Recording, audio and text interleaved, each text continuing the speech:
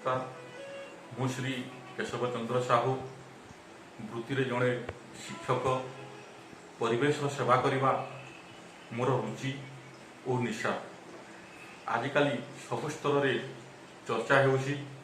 परिवेश दिन को दिन विपर्यस्त होबार लगी, जलवायु परिवर्तन होबार लगी। एथिपाई समस्ते मनीष को ही दायी करुछंती। निहाती भाव में प्राकृतिक विपर्यय को छाड़देले अधिकांश मनीष ही दायी।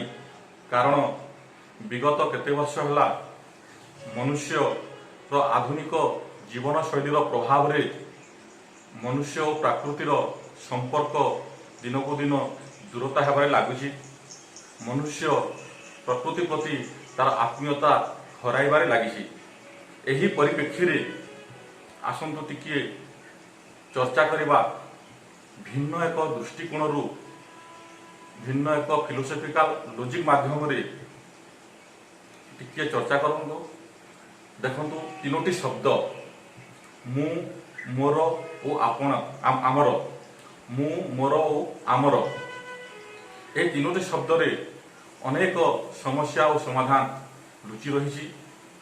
मु शब्दटी साधारणतः संपूर्ण भाव में निजस्व और व्यक्तिगत। सपोज मन करा जाऊ मु आजिकल बहुत टेंशन रोची कारण मोर आर्थिक स्थिति भल नहीं। यही जगह आर्थिक स्थिति जो भल नहीं, ये जो एक्शनटा घटुची ताहारी रिएक्शनटा सीधासलख मु उपरे प्रभाव पड़ुची।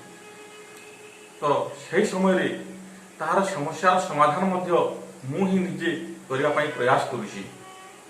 ठीक सेहीपरि मोर मोर शब्दटी आम जो व्यवहार करुचु, मोर बापांकर देह बहुत असुस्थ, तेणु परिवार लोके समस्ते चिंतित। ये जो एक्शनटा घटुची बापांकर देह असुस्थ, तार रिएक्शनटा मध्य परिवार उपरे पड़ुची जे परिवार लोके समस्ते चिंतित।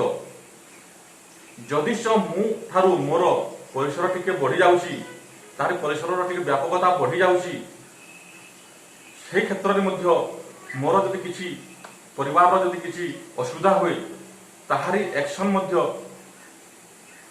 एक्शन रो तार रिएक्शन मध्य मोर ही ऊपर पड़ुची, जद्वारा मु निजे ही सही समस्यार समाधान करने पई चेष्टा करुची। किंतु आमे जदि लक्ष्य करूं आमर आमर शब्दटी आमे जदि व्यवहार करूं, सपोज आमर देशर आर्थिक स्थिति दिन को दिन बिगड़बार लगी। ए जो रिएक्शनटा है देशर आर्थिक स्थिति जो बिगड़बार लगी, ताहारी एक्शनटा जिते मात्रा मु ओ मोर उपरे पड़ुला, वर्तमान सेतकी मात्रा तारी प्रभावटा मो उपरे पड़ू नहीं। कारण मु ओ मोर ठारू आमर शब्द रे तार परिसर व्यापकता बहुत बढ़ी जाउची। आमर कहीदेला मात्र के आम कौन करुचु निज उपरकू तार रिएक्शनटा आनिबा परिवर्ते आम अन्य मानक उपरे दोषारोप करी निजको दूरे जावाई चेष्टा करुचु। जेमिति कि आम समस्त सब बोले कही था आमर समाज रे दुर्नीति बढ़िबार लगी। तो समाज रे जो दुर्नीति बढ़िबार लगी, सही क्षेत्र रे ताहारी समाधान करिबारे मु सेते तत्पर नुहे। कारण आम अन्य मानक दोषारोप करी निजको दूरे देवारे चेष्टा करिथां। तो आमरे कहवा मात्र के आमर जो दायित्व और जो कर्तव्यटा दूरे जाउची, मु ओ मोर स्थान रे आमरी रिएक्शनटा अधिकार होउची एवं निजे ताहार दायित्व ना पाई ताहार कर्तव्य संपादन कर पाई आम अधिक तत्पर रहुचु। तो लक्ष्य करंतु मु गोटे शब्द गोटे लेटर रे कहूची, मोर गोटे शब्द दुईटी लेटर, आमर मध्य गोटे शब्द तीनोटी लेटर। यही जगह मोर कहबार तात्पर्य आमर शब्द रु आमे जदि आ शब्दटी को आ लेटरटी को जदि अलगा कर देबा ताहाले पुनी मोर आसीजिवो। तो मोर परिवेश जदि आम कहबा आरंभ कर देबा, आमरी दायित्व आमरी कर्तव्य मध्य परिवेश उपरे बढ़ी जीवो। तो सामूहिक स्वार्थ रे मध्य व्यक्तिगत स्वार्थ निहित अछि।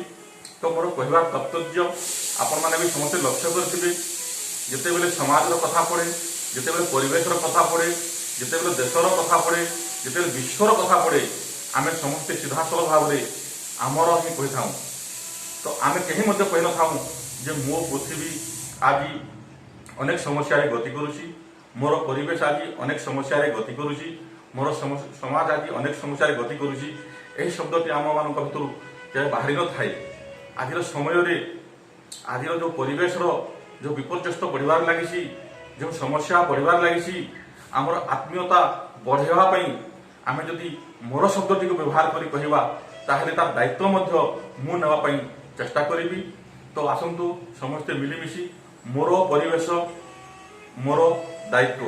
धन्यवाद।